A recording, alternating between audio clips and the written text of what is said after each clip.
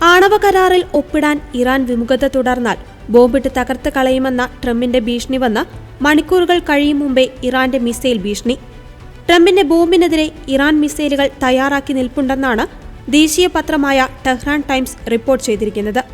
ലോകമെമ്പാടുമുള്ള യുഎസിന്റെ സ്ഥാപനങ്ങൾ തരിപ്പണമാക്കുവാനുള്ള മിസൈലുകൾ ഇറാൻ സജ്ജമാക്കിയിട്ടുണ്ടെന്നായിരുന്നു ഇറാന്റെ പ്രതികരണം.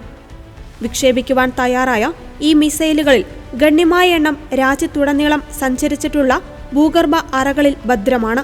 അവ വ്യോമാക്രമണങ്ങളെ ചെറുക്കുവാൻ രൂപകൽപ്പന ചെയ്തിട്ടുള്ളവയാണെന്നും ഇറാൻ ഔദ്യോഗിക വൃത്തങ്ങളെ ഉദ്ധരിച്ച് ടെഹ്റാൻ ടൈംസ് പുറത്തുവിട്ട റിപ്പോർട്ടിൽ പറയുന്നു.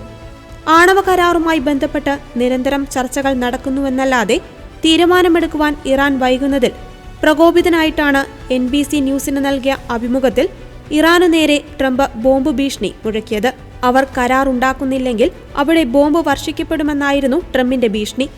അവർ ഇന്നേവരെ കാണാത്ത തരത്തിൽ ബോംബുകൾ പതിച്ചുകൊണ്ടേയിരിക്കുമെന്നും ട്രംപ് കൂട്ടിച്ചേർത്തു.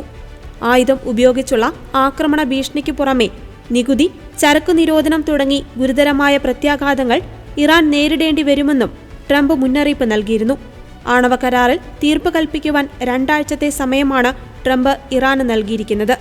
ട്രംപിന്റെ ഭീഷണികളെയും മുന്നറിയിപ്പുകളെയും മുഖവിലക്കെടുക്കാത്ത ഇറാൻ യുഎസുമായി ഒരു ചർച്ചയ്ക്കും തയ്യാറല്ല എന്ന നിലപാടിൽ ഉറച്ചു നിൽക്കുകയാണ്.